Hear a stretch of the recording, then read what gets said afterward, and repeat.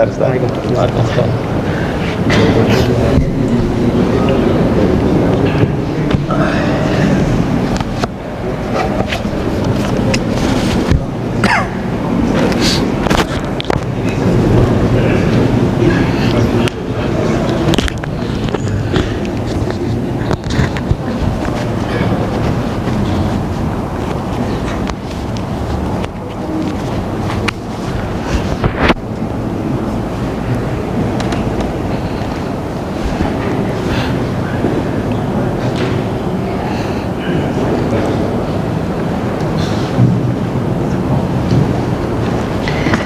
Bismillahirrahmanirrahim. Assalamualaikum warahmatullahi wabarakatuh. Alhamdulillah. Alhamdulillahi wa kafa. Wassalatu wassalamu ala nabiyillah Mustafa wa ala alihi wa sahbihi wa man ihtada. Asyhadu an la ilaha illallah wahdahu la syarika lah wa asyhadu anna Muhammadan abduhu wa rasuluh la nabiyya wa la rasula ba'dah.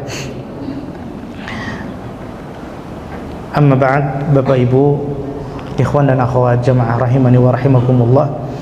Alhamdulillah, puja dan puji syukur kita panjatkan kehadirat Allah Subhanahu wa taala yang hingga detik ini Allah Subhanahu wa taala masih terus beri kita kesempatan untuk terus menambah perbekalan kita kembali ke kampung akhirat. Mudah-mudahan Allah Subhanahu wa taala menerima seluruh upaya kita yang sedikit ini dan Allah Subhanahu wa taala mencatatnya dalam timbangan amal saleh kita kelak di akhirat.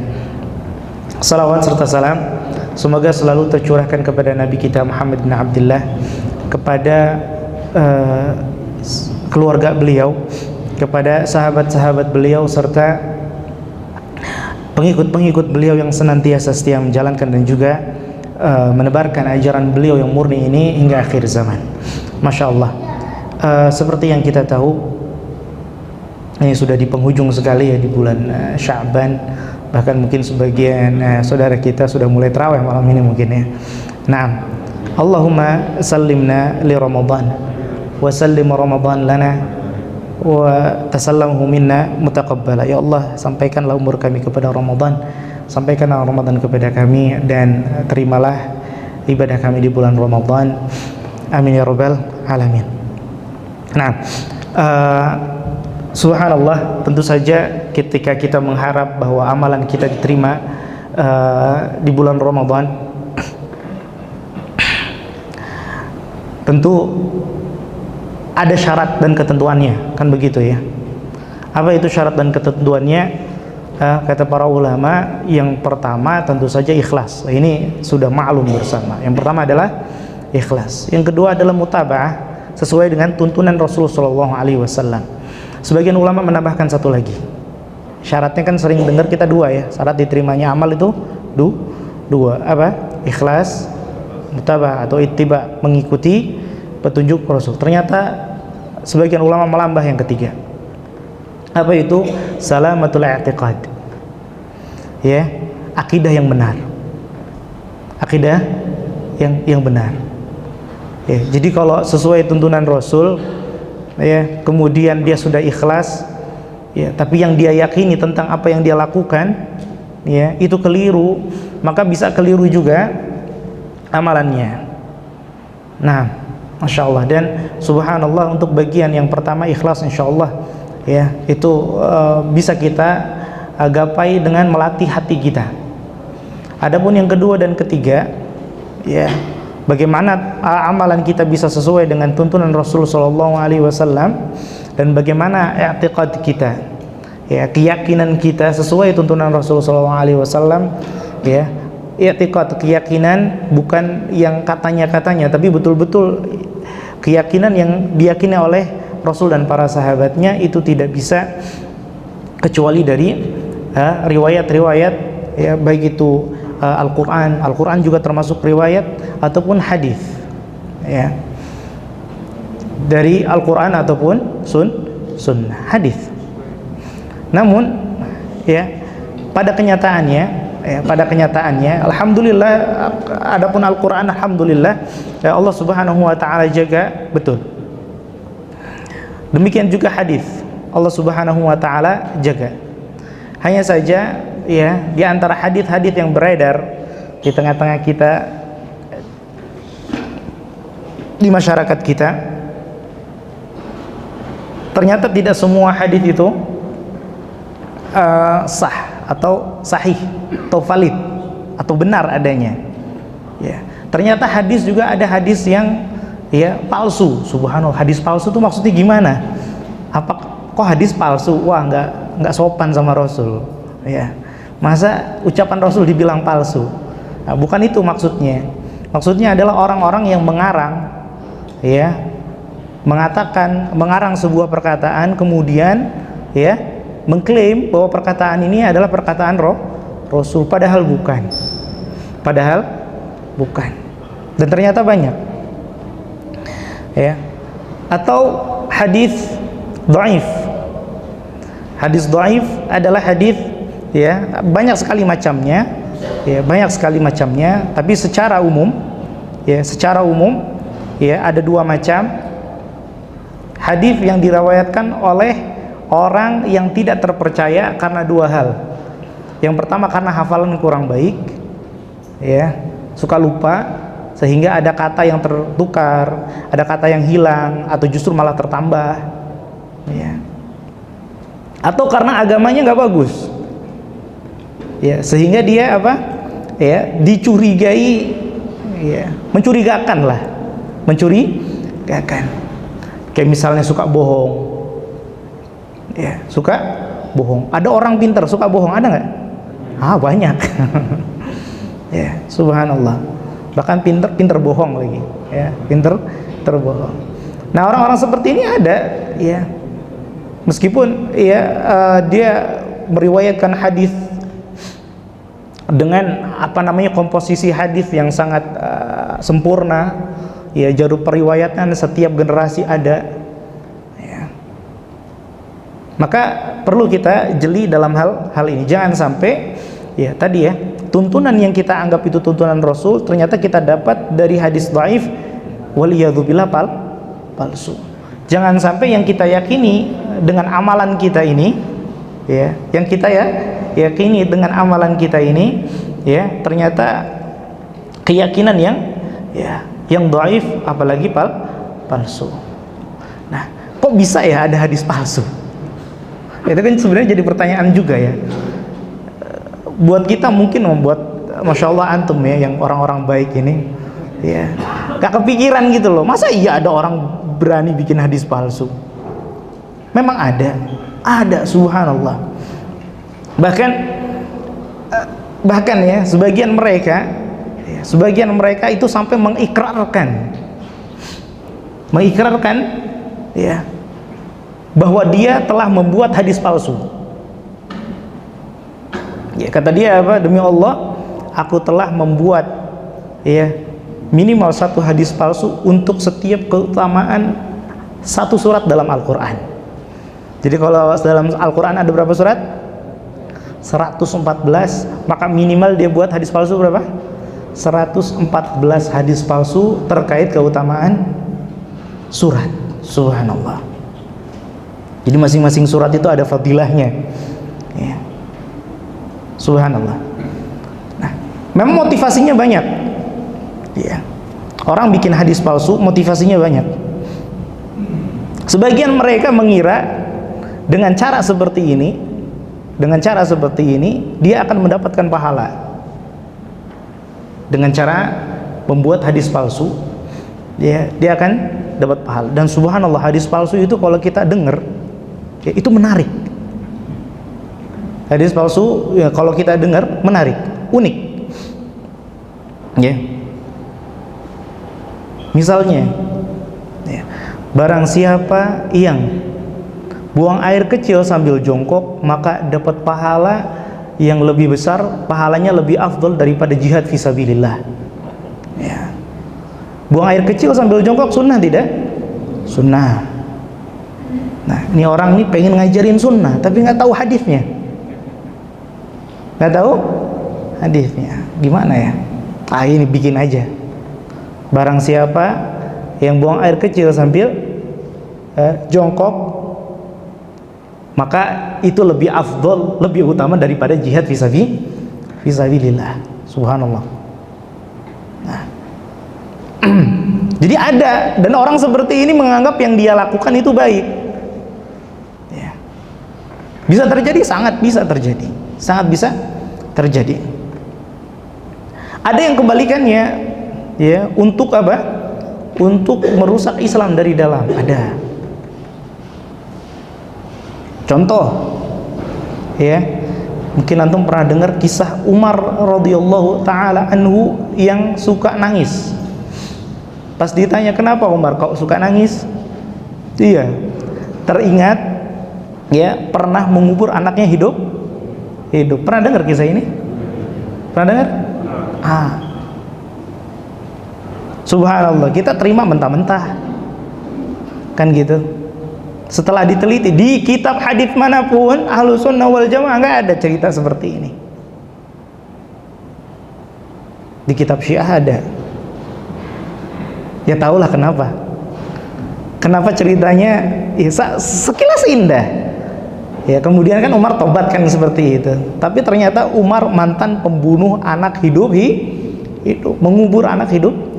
Atau misal kita kisah Tha'labah, mungkin antum kenal ya. Tha'labah yang dikasih kambing sama Rasul SAW. Ya. Ternyata kambingnya sampai banyak sekali, dimintain zakat, nolakan gitu ya. Subhanallah. Ternyata ditelusuri Tha'labah yang dimaksud adalah ya seorang ahli Badar. Yang mana Allah Subhanahu wa taala sebutkan untuk ahli Badar, ya ahli Badar if'alu ma syi'tum laqad ghafartu lakum. Hei ahli Badar, wahai pasukan Badar, veteran perang Badar, ya, terserah kalian mau ngapain. Subhanallah. Itu kalau kita ya, itu kalau hadis itu buat kita, subhanallah, itu kebayang maksiat banyak banget kita nih. Waduh, apa ya yang mau saya halalkan ini? Subhanallah. Kenapa Allah ucapkan itu kepada ahli Badar? Karena Allah tahu ahli Badar, veteran perang Badar, gak mungkin kepikiran untuk melakukan maksiat. Besarnya fadilah mereka. Laqad ghafartu lakum. Allah akan maafkan semua kesalahan. Tapi cerita ini diulang-ulang. Ya. Nah, kalau sekualitas sahabat saja bisa terkena hal-hal yang seperti ini, nah ini berarti untuk mencela para sahabat, mencela para sahabat, mencela Islam. Karena Islam tidak mungkin sampai kepada kita kecuali lewat sahabat. Kan begitu. Nah, maka ada yang seperti itu motivasinya. Subhanallah. Ada juga motivasinya bikin hadis untuk menguatkan madhabnya sendiri. Sampai-sampai ada hadis yang menyebutkan ya nanti yakunu fi ummati rajulun yuqalu lahu Abu Hanifah. Ya, nanti di umatku ada seorang yang bernama Abu Hanifah. Ya. Huwa siraju ummati, dia adalah lentera bagi umatku. Masya Allah. Tuh, madhab kami tuh. Ya, ada hadis yang menunjukkan bahwa imam madhab kami ya itu dapat rekomendasi dari Rasulullah Sallallahu Alaihi Wasallam. Ya. Madhab antum gak ada, Ustadz antum gak disebut, kan gitu. Ada, subhanallah. Nah, dan banyak sekali ya motivasi-motivasi lain ya, seperti ya untuk mendekat cari muka, menjilat pemerintah, ada ya. Saya seperti yang disebutkan ya, ada hadis tidak boleh berpacu, tidak boleh berpacu, kecuali tidak boleh berlomba kecuali ya untuk fi sahmin au naslin au hufrin, kecuali ya lomba memanah, balap unta atau balap kuda. Balap unta atau balap kuda. Ada orang tahu ya pemerintah apa istilahnya, rajanya atau gubernurnya ini suka main burung, ditambahin sama dia aujanah ya, ataupun dalam lomba burung. Subhanallah, menjilat ya.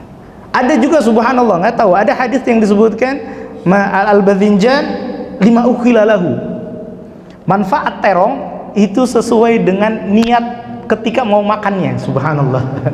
Ini kayaknya Kang Sayur ya yang bikin hadisnya.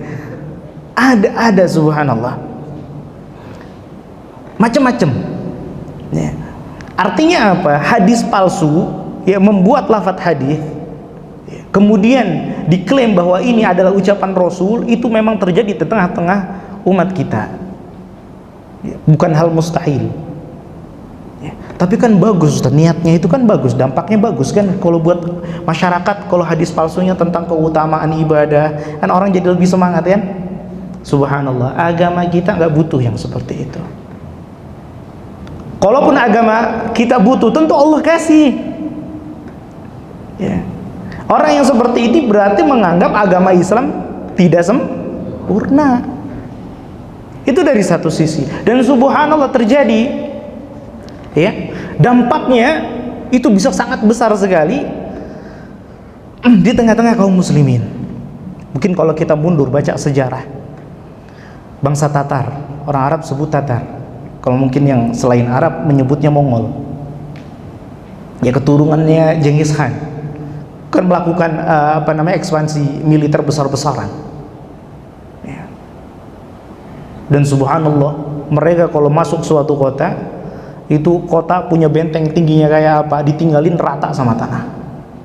Bukan untuk diduduki, dikuasai, diratakan sama tanah. Dan subhanallah, hal itu terjadi ya satu zaman dengan Syekhul Islam Ibnu Taimiyah. Jadi satu zaman dengan Syekhul Islam Ibnu Taimiyah.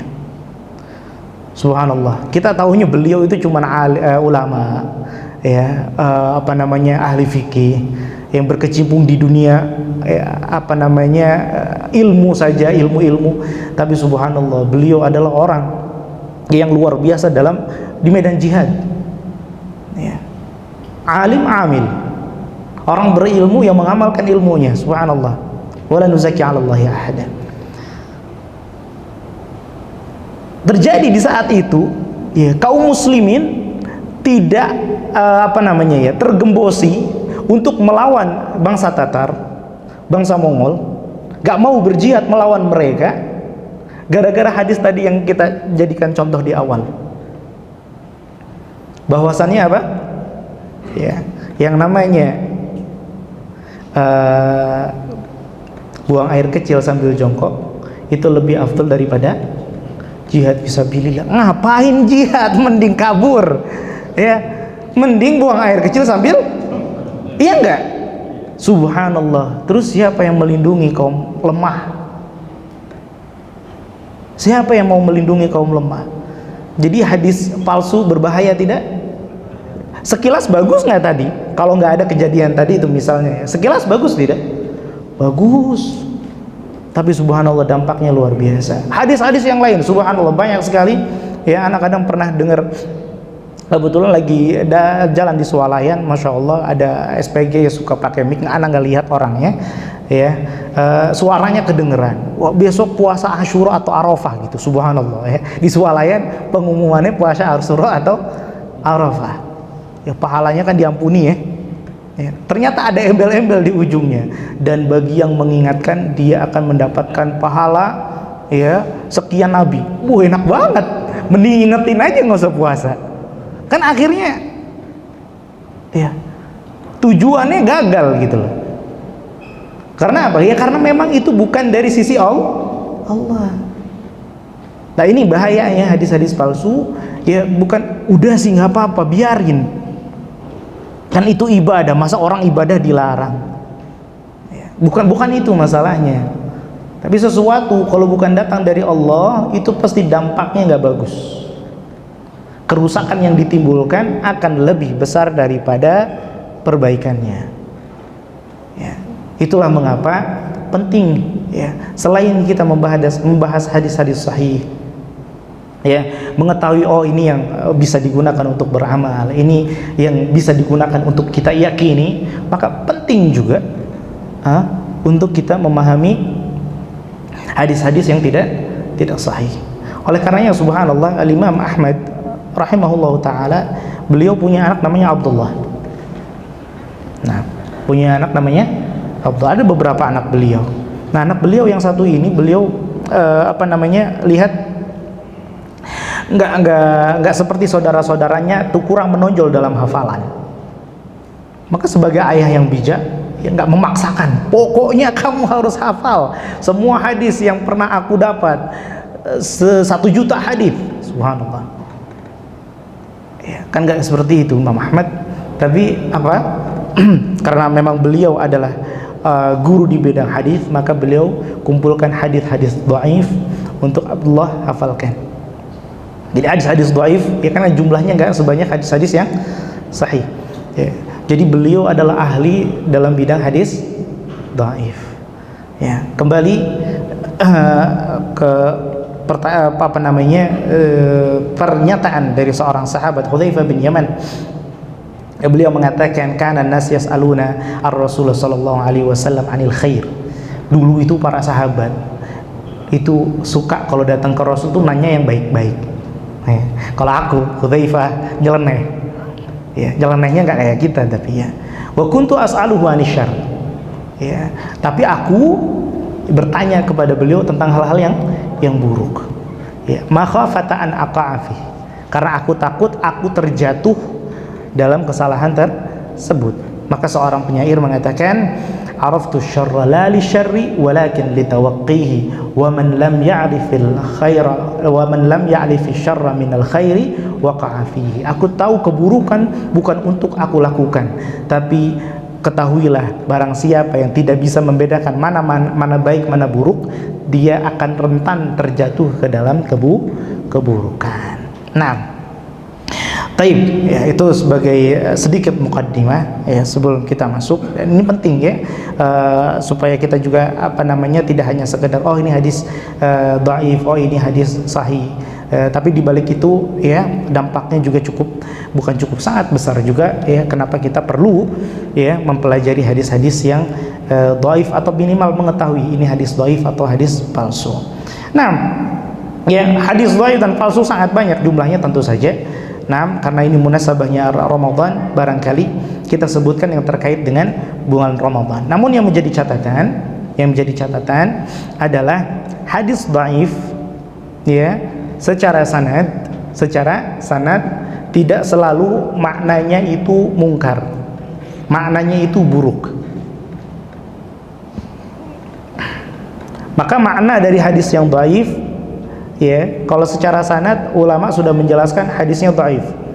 Tapi secara redaksinya, kalimatnya ya perlu ditimbang lagi dengan ya hadis-hadis yang sahih, Quran atau ilmu pengetahuan, sesuai atau tidak. Kalau sesuai alhamdulillah ya bisa diambil tapi bukan sebagai hadis. Bisa diambil tapi bukan sebagai hadis. Nah, tapi kalau maknanya tidak sesuai ya sudah, tinggalkan. Contoh yang pertama adalah sumu tasihhu.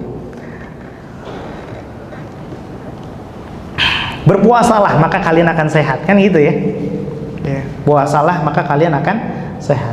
Oh, bikin orang termotivasi. Nggak apa-apa, udah hadis dhaif nggak apa-apa, yang penting orang semangat buat puasa. Subhanallah. Hadis ini diriwayatkan oleh Abu Nuaim. Sekali lagi hadis dhaif atau palsu. Ya, terkadang jangan tertipu ya ketika ada sebuah hadis ya termaktub dalam kitab para ulama. Termaktub dalam para ulama. Karena derajat keilmuan seorang ulama dalam bidang hadis itu bertingkat-tingkat.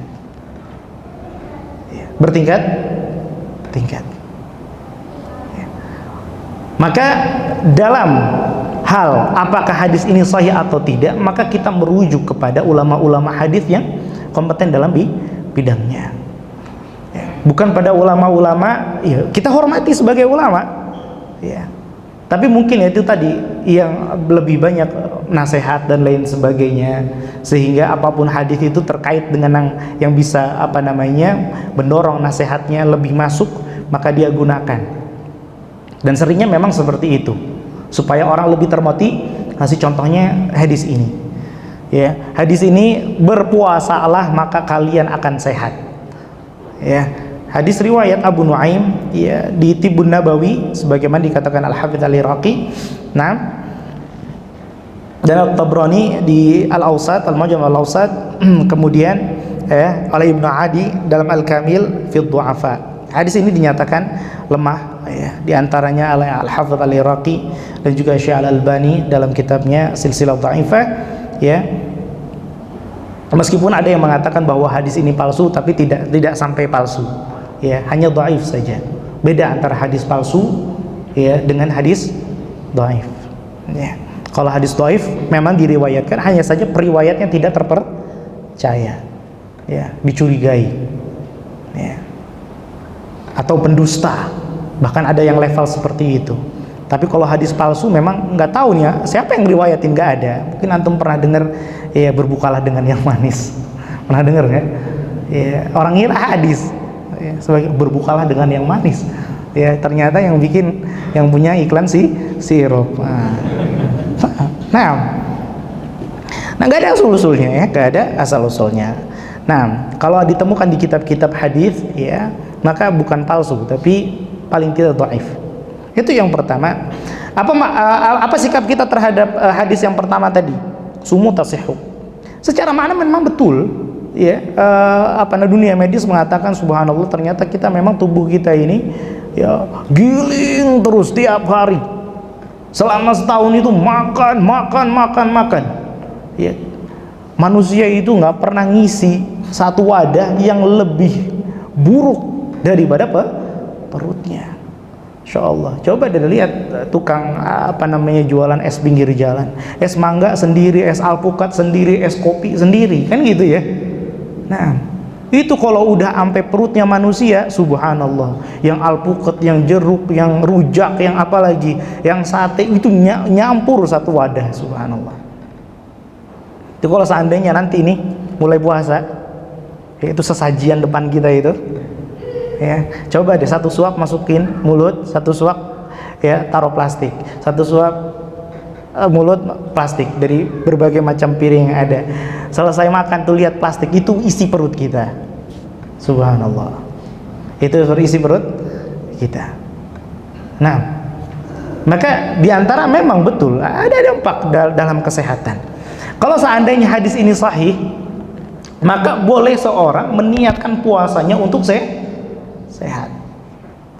Sehat itu manfaat dunia atau manfaat akhirat? Dunia atau akhirat? Dunia. Sedangkan ibadah itu harusnya diniatkan untuk dunia atau akhirat? Akhirat. Nah, di sini bedanya. Di sini bedanya. Ya. Kalau seandainya hadis ini sahih, ya, tadi ya, pada dasarnya yang namanya ibadah harus diniatkan untuk akhirat, kecuali kalau memang Allah janjikan ada manfaat dunia, boleh kita kejar manfaat dunianya. Contoh silaturahim ya, silaturahim Allah janjikan orang silaturahim dapat dunia, umur panjang, rezeki melimpah. Boleh nggak niatkan kita untuk tujuannya adalah untuk ya, tadi duniawi tadi? Boleh. Kenapa? Karena Allah janjikan. Tapi boleh enggak? Wah, saya pengen kaya. Kata ustadznya, kamu harus sholat 5 waktu. Boleh enggak? Enggak boleh. Enggak ada hadis mengatakan sholatlah kalian 5 waktu dan nanti kalian dapat pajero. Enggak ada. Kan seperti itu ya. Nah, jadi itu bedanya. Nah, secara makna sahih, tapi nanti dampaknya dalam ibadah maka harus hati-hati. Jangan niatkan untuk itu tadi ya, puasa buat diet, puasa buat ngurusin badan, hilangkan semua. Niat kita untuk Allah Subhanahu wa ta'ala. Hadis kedua, nah ini sangat masyhur sekali, naumus shaim ibadah. Tidurnya orang puasa itu ibadah, subhanallah. Wa shamtuhu tasbih, dan diamnya adalah tasbih. Wa du'ahu mustajab, dan doanya itu dikabulkan. Wa amaluhu mudha'af, dan amalannya digandakan. Tentu tidak secara keseluruhan maknanya, sekali lagi. Jadi kalau ada hadis dhaif itu secara sanad dulu, secara silsilah periwayatannya. Adapun secara makna harus ditimbang dengan hadis-hadis sahih yang lain, ya.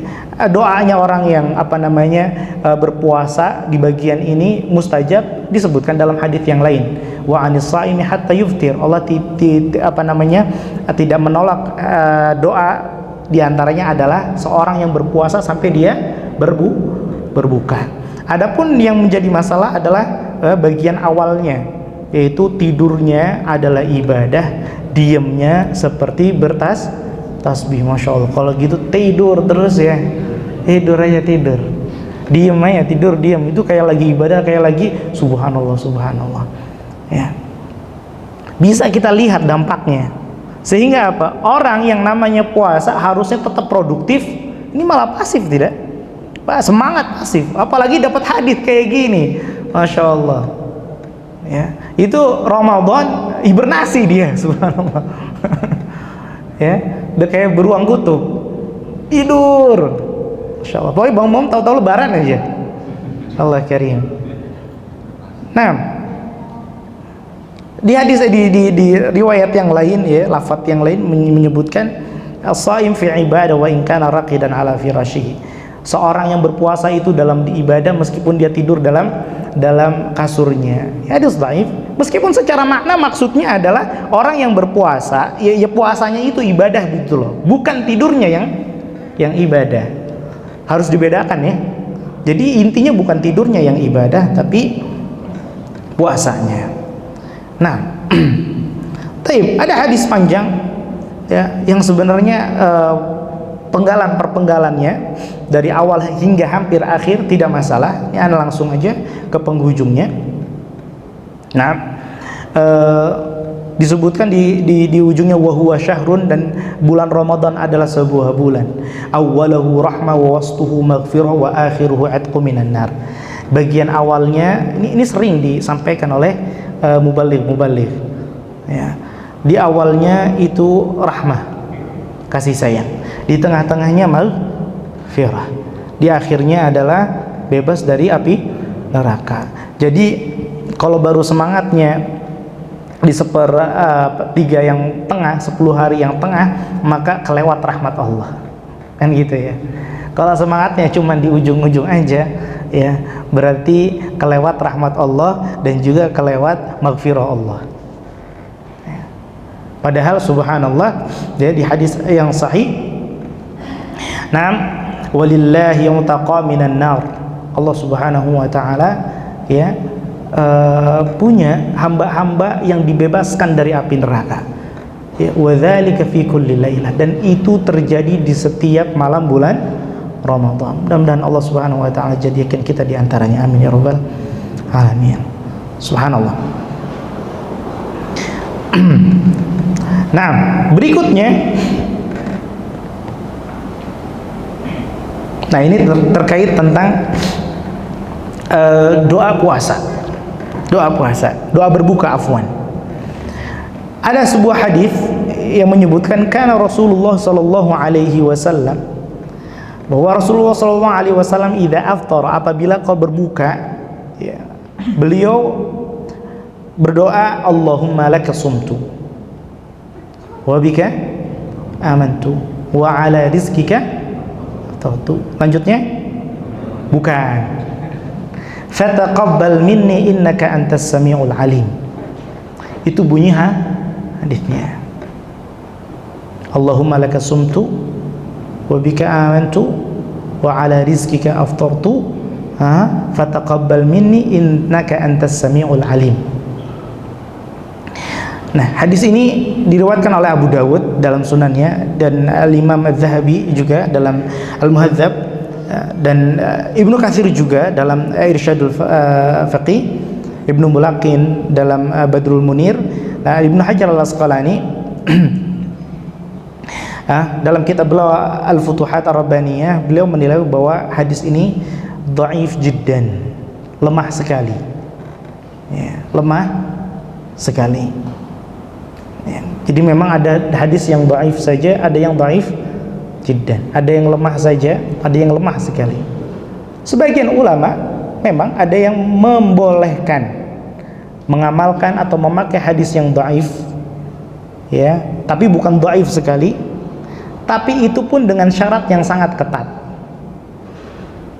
Di antaranya adalah harus ada dalil serupa dengan hadis yang dhaif berupa ayat Al-Quran atau hadis yang sahih.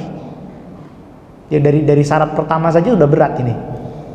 Ya, kalau memang sudah ada ayatnya berarti kita nggak usah berarti sebenarnya kita bukan mengamalkan hadis dhaif tapi mengamalkan ayat. Ya kan?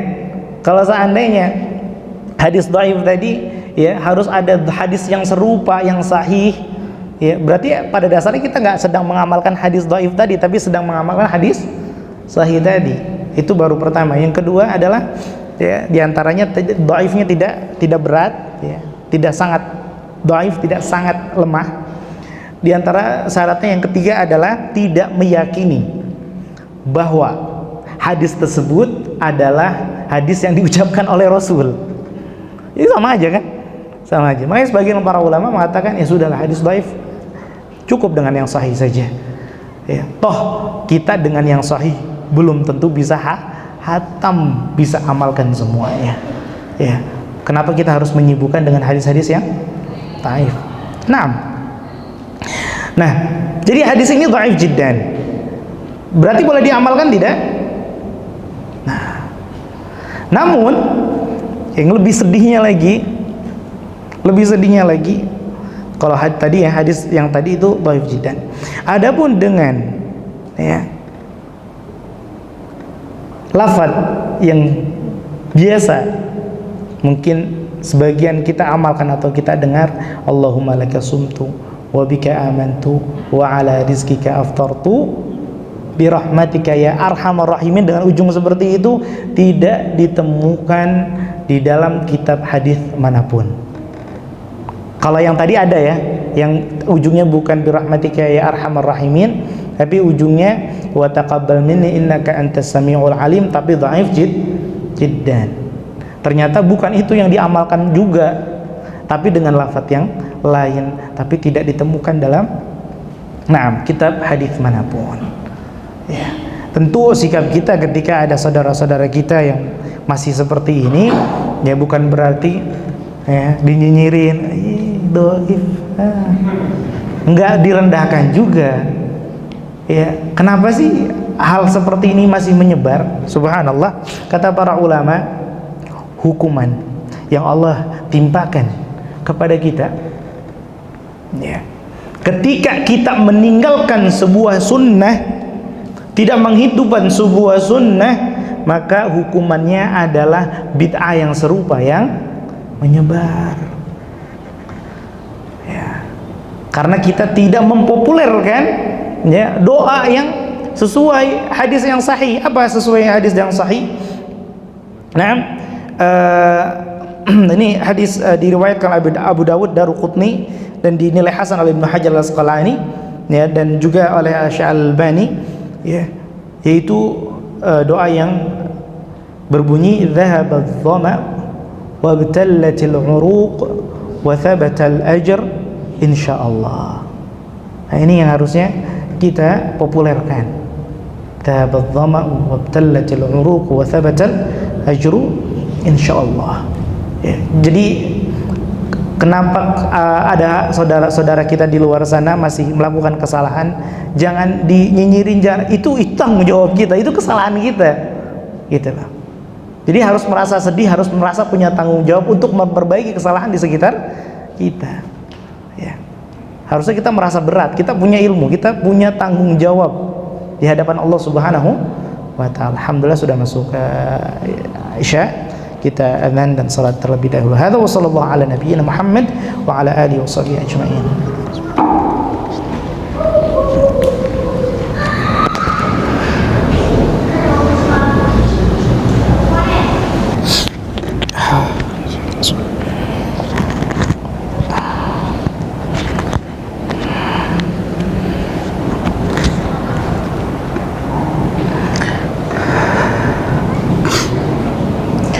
Bismillah. Kita lanjutkan. Alhamdulillah wa kafa, wassalatu wassalamu ala nabiyillahi mustafa wa ala alihi wa sahbihi wa man ihtada ba'd. Baik, beberapa hadis.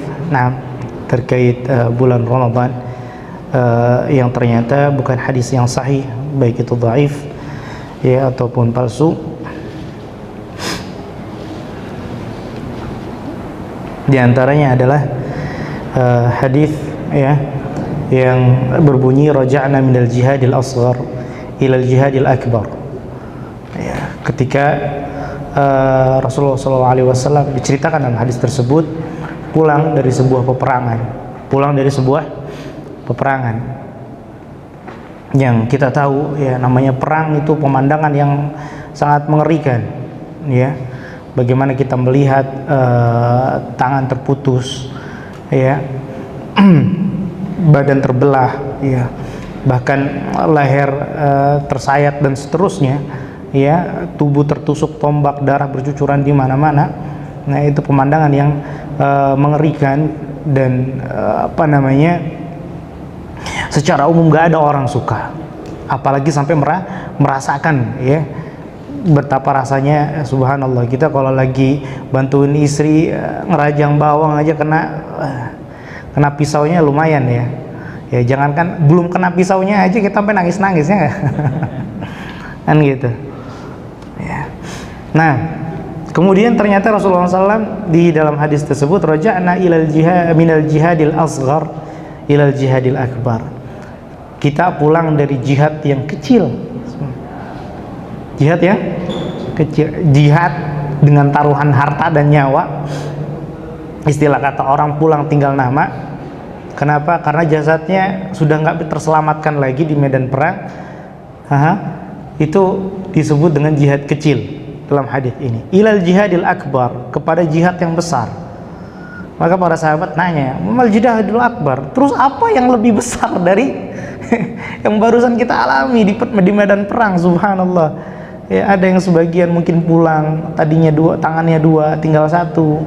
Subhanallah, ada yang kehilangan hidungnya ya. Bahkan Rasulullah SAW juga ya terkadang ya pernah di perang Uhud ya kan ya, tertusuk panah. Subhanallah, bahkan ana lupa Abu Dzar atau siapa ya, sisa besi yang nyangkut di pipi beliau itu nggak ada yang bisa ngambil. Akhirnya apa? Akhirnya dicabut dengan gigi beliau ya, kecabut besi itu, kecabut juga gigi beliau dua yang depan ini sampai ompong. Dan subhanallah ya, kata periwayat, aku tidak pernah melihat orang yang senyum yang senyumnya lebih lebih menggemaskan dari beliau ya.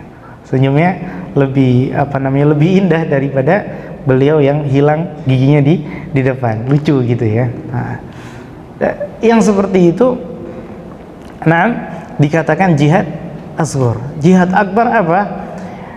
Qala jihadul qalbi, itu jihad hati, yaitu yang dimaksud adalah jihad melawan hawa nafsu.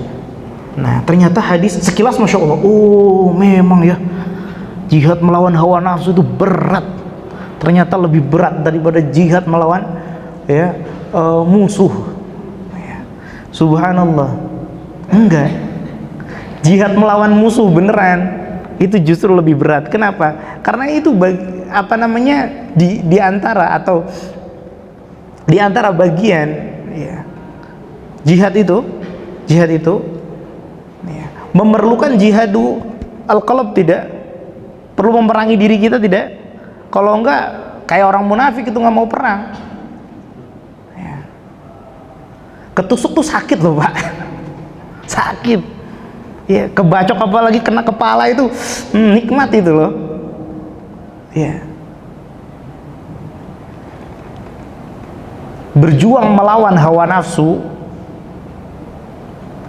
dibanding dengan berjuang melawan hawa nafsu dengan rasa sakit yang diterima dengan jasad kita, tentu lebih berat ya. Yang kedua kan gitu, karena sakitnya dua, luar dalam kan, seperti itu. Hadis ini dhaif. Nah, dia dithaifkan oleh Al-Hafidz Al-Iraqi dan diriwayatkan juga oleh Al-Imam Al-Baihaqi. Nah, dan Ibnu Hajar Al-Asqalani dalam Takhrijul Kasyaf juga menyatakan hadis ini diriwayatkan oleh An-Nasai juga. Namun hadis ini bukan hanya dhaif, ternyata hadis ini adalah hadis yang palsu. Nah, ini dijelaskan oleh Syekhul Islam Ibnu Taimiyah dalam Majmu' Fatawa ya, dan juga dinyatakan dijelaskan juga oleh Syekh Al-Mula Ali Qari dalam Al-Asrar Al-Marfu'ah, dan juga adalah Syekh Al-Albani mengatakan hadis ini mungkar. Ya, hadis mungkar itu hadis yang tidak sahih, namun maknanya bertentangan dengan hadis yang sahih. Apa makna hadis yang sahihnya? Ya, jadi kalau ada dua hadis bertentangan, ya, namun yang satunya lebih kuat, maka dilihat yang lebih lemah ini statusnya apa. Kalau statusnya sahih, bisa ya dianggap katakanlah sahih secara sanadnya. Maka hadis yang sahih tadi tapi nggak sekuat hadis yang ini, yang sebelahnya, maka turun derajat, nggak jadi hadis sahih ya, karena periwayatnya lebih hebat yang sini, lebih terpercaya, ilmunya lebih tinggi, hafalannya lebih kuat ya, berarti terindikasi yang sebelah sini ada kesalahan dalam periwayatan, maka ini disebut dengan syadz ya. Kalau orang-orangnya sebenarnya masih bisa diterima periwayatannya. Tapi kalau sudah tidak bisa diterima periwayatannya, ya, sudah dia dhaif, bertentangan lagi dengan hadis yang sahih. Nah, ini berarti jeleknya dua ya. Jelek dianya sendiri udah jelek, ternyata bertentangan dengan hadis yang sahih, maka hadis yang seperti ini bukan lagi derajatnya syadz, tapi lebih parah, yaitu mungkar. Hadis apa? Mungkar.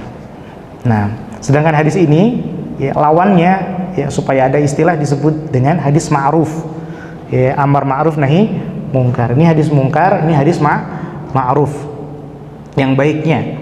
Nah, apa hadis ma'rufnya? Yaitu inna ra'sal amri al-islam ya. Kepala segala sesuatu itu adalah Islam ya. Dan kemudian Rasulullah SAW menyebutkan wa dzirwatu sanamihi al-jihadu fi sabilillah, dan puncaknya adalah jihad fi sabilillah. Itu amalan mulia itu, dan gak mungkin orang bisa sampai berangkat jihad fi sabilillah kecuali dia sudah menang dulu itu dengan dirinya sendiri, udah gak egois lagi itu, sudah gak pikirin harta nyawa. Subhanallah. Hadis yang lain juga menyebutkan ya, barang siapa yang tidak lam yuhaddits bil jihad, yang tidak kepikiran untuk pengen berjihad di jalan Allah Subhanahu wa taala, ma'awaliyadzubillah, dia bisa meninggal dalam keadaan jahiliyah ya. Artinya adalah paling tidak kita keinginan seperti itu.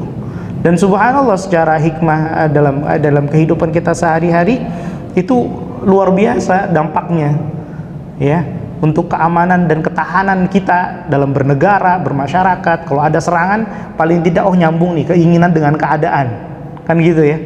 Keadaan membutuhkan kita untuk berperang, keinginan juga kita sudah berkeinginan untuk membela ya, motivasinya untuk Allah. Tapi ya, di sini kita bisa bertahan, tidak seperti yang terjadi di zaman Ibnu Taimiyah ya, ketika diserang dengan bangsa Mongol tadi.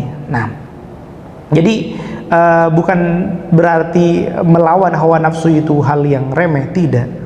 Itu hal yang luar biasa, dan pada puncaknya adalah ketika kita melawan hawa nafsu kita ya, dengan harta, dan bukan hanya dengan jasad kita, namun dengan nyawa kita, dengan nyawa kita. Subhanallah ya. Jadi bentuk jihadul qalb yang paling besar justru adalah jihad fisabilillah itu sendiri. Nah, dan memang ya, talabul ilm yang sedang kita laksanakan juga termasuk bagian jihad fisabilillah. Nah, kemudian ini mungkin yang terakhir ya, ada hadis yang mengatakan seorang sahabat bernama Wa'ilah kemudian berkata kepada Rasulullah SAW, dia mengatakan taqabbalallahu minna wa minka ya. Kemudian dijawab sama Rasulullah, taqabbalallahu minna wa minka. Aku bertemu dengan Rasulullah SAW, kemudian aku ucapkan taqabbalallahu minna wa minka. Nah, ini hadis dhaif ya. Ini yang benar itu bukan hadis sampai diucapkan sama Rasulullah SAW, tapi ini adalah yang diucapkan oleh para sahabat. Jadi bukan sunnah dari Rasul, bukan. Ya, hanya boleh saja. Kenapa boleh? Karena diucapkan oleh para sahabat. Ya, kalau ucapan yang lain ini boleh. Ya, selama bukan kita menganggapnya itu sebagai zikir. Misalnya minal aidin wal faizin. Ya. Tapi itu artinya bukan mohon maaf lahir dan batin, bukan. Orang ngiranya minal aidin wal faizin, mohon maaf lahir dan batin. Minal aidin yakni ja'alanallah minal aidin, semoga Allah jadikan kita minal aidin, orang-orang yang kembali, ya, kembali kepada Allah maksudnya tentu saja, ya. Wal faizin, yaitu orang-orang yang menang, sukses, ya. Faman zuhziya 'anil nar wa udkhilal jannata faqad faz, orang yang dijauhkan dari api neraka dan masuk dari surga, dan masuk ke dalam surga, maka dialah orang-orang yang betul-betul sukses, ya. Minal faizin, minal aidina wal faizin. Ataupun maaf-maafan, maka kita nggak harus nunggu momen tertentu, ya, tapi kita maaf setiap saat, atau mungkin barangkali ketika kita dalam keadaan mungkin merasa barangkali nggak bisa ketemu lagi, sebagaimana Rasulullah SAW juga seperti itu. Di akhir hayatnya beliau, ya, meminta maaf kepada para sahabat ketika beliau merasa ajalnya sudah dekat. Wallahu ta'ala a'la wa a'lam. Mungkin ini barangkali ada 1-2 pertanyaan atau ada hal yang kurang jelas, silakan ditanyakan, kita jelaskan ulang. Tafadhalu. Masyaallah, Arun, silakan. Waalaikumsalam warahmatullahi wabarakatuh. Ada hadis, apabila sudah datang bulan Ramadan, maka setan itu dibelenggu, Nah, neraka itu ditutup dan surga dibuka. Tapi nyatanya masih banyak di dalam bulan Ramadan itu orang banyak berbuat maksiat. Yang pertama, yang kedua, kalau nanti ada penentuan awal Ramadan itu ada 2 berbeda, ada yang awal, ada yang belakangan. Kita ikut yang mana? Masya Allah. Ini pertanyaan berat ini. Masya Allah. Borongan nih. Nggak apa-apa. Baik, fadhal. Bagaimana sikap kita yang ikut yang kebelakangan? Berarti kita puasanya ketika orang sekali berlebaran. Jadi kita akan berpuasa di hari ke-10. Itu gimana? Masya Allah. Masya Allah, barakallahu fiik. Mungkin cukup 3 dulu Pak ya. Nah, Masya Allah, yang pertama karena sampai lupa pertanyaannya. Nah, bagaimana dengan, tuh kan jadi beneran lupa, subhanallah. Soal pertama tadi tentang hadis setan dibelenggu. Nah, setan dibelenggu, subhanallah. Sebenarnya hadis sahih. Nah, dengan beberapa lafaz hadis sahih, subhanallah. Kalau kita baca hadis ini dan artinya, kemudian kita lihat kenyataan di tengah-tengah kaum muslimin, malu sebenarnya kita. Malu. Kita itu sering ketika melakukan maksiat nyalain siapa? Setan. Nyalain setan. Padahal setannya adalah, bukan anak yang jawab ya. Subhanallah. Itu, ya, itu bukti nyata siapa yang setan sebenarnya. Ya, bagaimana bisa setan dibelenggu? Iya, memang pada nyatanya setan dibelenggu. Ya, hadisnya disebutkan seperti itu. Sebagian ulama menjelaskan ada dibelenggu karena setan itu mengalir di darah manusia ketika berpuasa, menyempit aliran darahnya, pergerakan setan tidak leluasa lagi, ya. Tapi maksudnya setan dibelenggu itu siang dan malam, artinya ketika sudah buka pun masih dibelenggu. Subhanallah. Maka itu ya yang sebenarnya kalau kita renungi, kita malu. Bagaimana kemaksiatan itu bisa terjadi?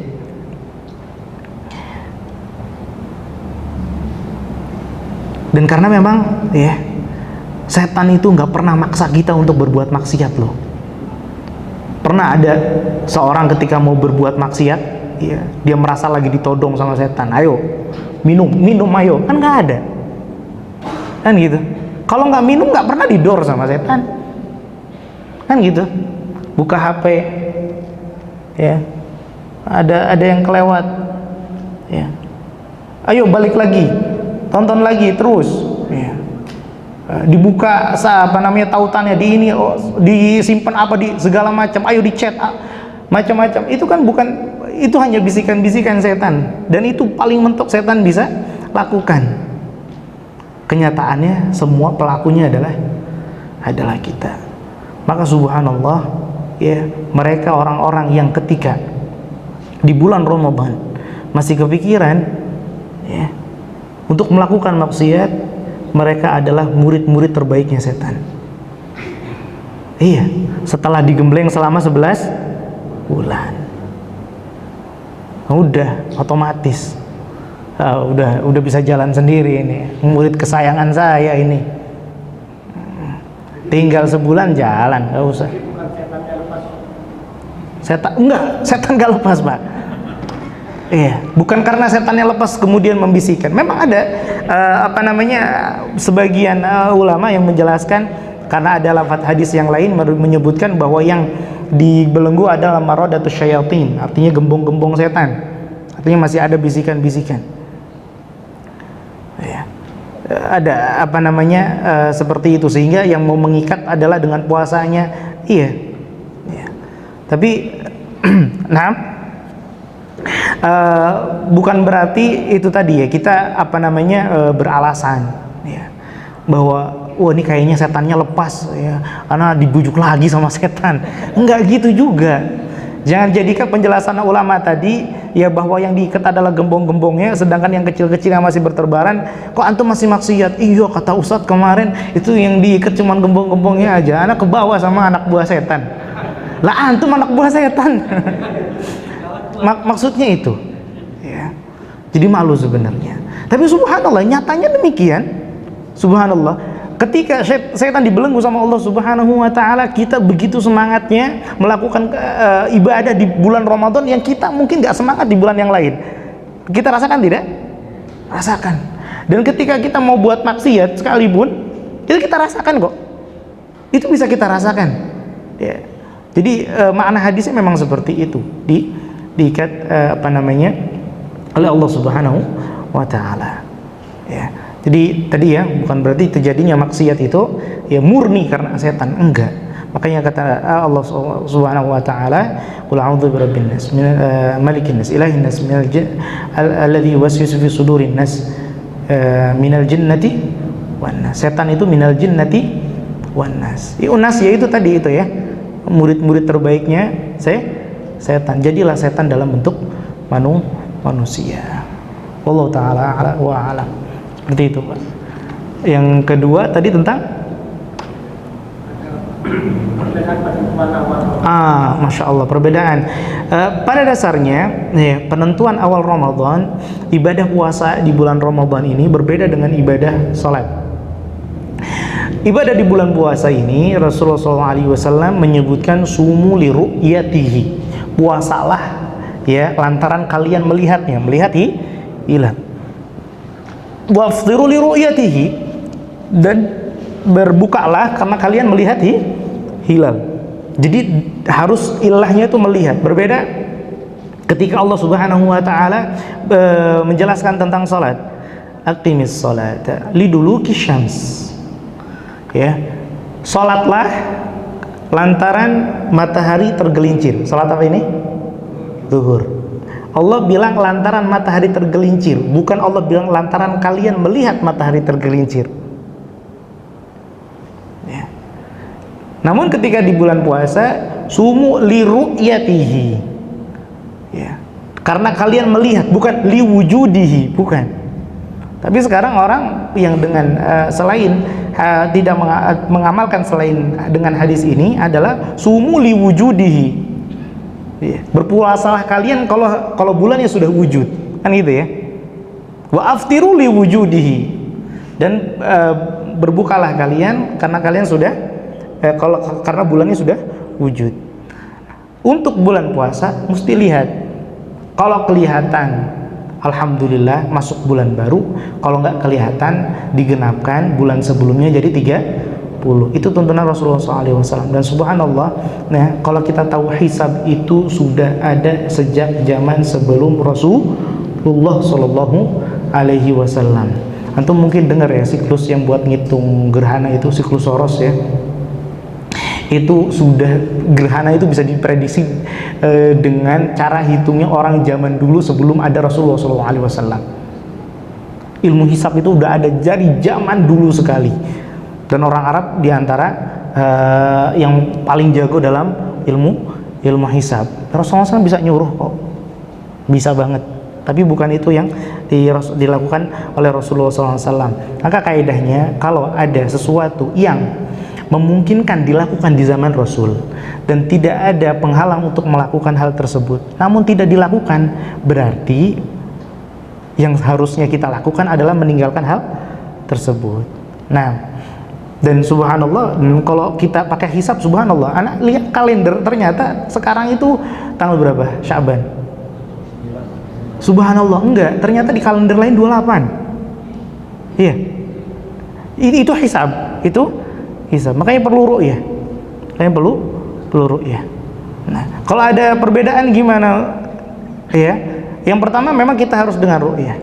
Kalau kita ada pemerintah, ya sudah, kita ngikut apa yang ditetapkan sama pemerintah. Ya. Dalam hadis wa'alam, lafaz tepatnya sumu as-siyamu sawma tasumun wal fitru yawma tuftirun. Puasa itu di hari di mana kalian pada puasa, sedangkan Idul Fitri adalah di hari di mana kalian beridul fitri. Ini mungkin terkait dengan pertanyaan ketiga ya. Bagaimana kalau misalnya kok saya puasa di hari orang nggak lagi puasa, sedangkan saya berbuka di hari orang yang lagi berpuasa. Ya, maka patokannya tadi ya, mana yang lebih dekat dengan Rasulullah SAW, yaitu dengan ru'yah. Ya. Namun kalau memang sudah ditetapkan sama pemerintah, oh iya pemerintah keputusannya ini, ya sudah, ya, maka lebih baik disatukan saja.